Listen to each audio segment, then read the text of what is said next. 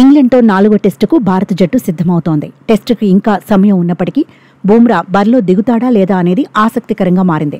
Test series మొత్తంగా బుమ్రా ఆడేది 3 మ్యాచ్లే. అందులో ఇప్పటికే 2 మ్యాచ్ల్లో బరిలో దిగాడు.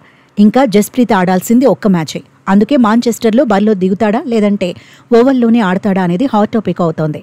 భారత జట్టుకు చివరి 2 టెస్టులు కీలకమే. సిరీస్లో ఇండియా ఇప్పటికే 1-2తో వెనుకబడింది. 4వ మ్యాచ్లో గెలిస్తే సిరీస్ సమం అవుతుంది, లేదంటే సిరీస్ ఇంగ్లాండ్ వశం అవుతుంది. భారత్ 4వ మ్యాచ్లో గెలిచినప్పటికీ 5వ మ్యాచ్లో సత్తా చాటితేనే సిరీస్ సొంతమవుతుంది. అందుకే ఏ రకంగా చూసినా 2 మ్యాచ్ల్లోనూ భారత్ గెలవాల్సి ఉంటుంది. డూ ఆర్ డైగా మారిన మాంచెస్టర్ వార్లో బుమ్రా బరిలో దిగాలనే డిమాండ్స్ ఎక్కువగా వినిపిస్తున్నాయి. గత మార్చిలో వెన్నుగాయంతో బాధపడిన జస్ప్రీత్కు సర్జరీ జరిగింది. అయితే వర్క్ లోడ్ ఎక్కువగా పడకుండా చూడాలని బీసీసీఐ మెడికల్ స్టాఫ్ సూచించింది. అందుకే ఇంగ్లాండ్తో సిరీస్లో బుమ్రా 3 మ్యాచ్లకే పరిమితమవుతున్నాడు.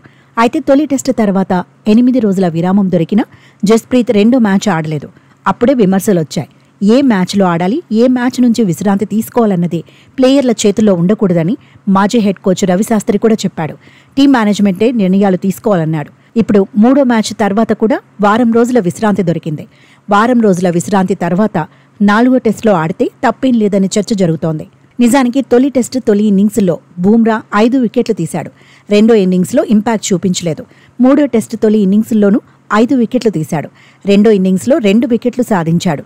వర్క్లోడ్ పరంగా చూస్తే భారత్ తరపున second strike bowler Mohammed Siraj 109 ఓవర్లు బౌలింగ్ చేశాడు. 32 యావరేజ్తో 13 వికెట్లు సాధించాడు. భారత్ తరపున ఎక్కువ వికెట్లు తీసింది సిరాజే. సిరీస్లో Shoaib Bashir, Chris Woakes, Ben Carse తర్వాత ఎక్కువ ఓవర్లు బౌలింగ్ చేసింది కూడా సిరాజే. మరోవైపు 3వ టెస్టులో రిషబ్ పంత్ గాయపడ్డాడు.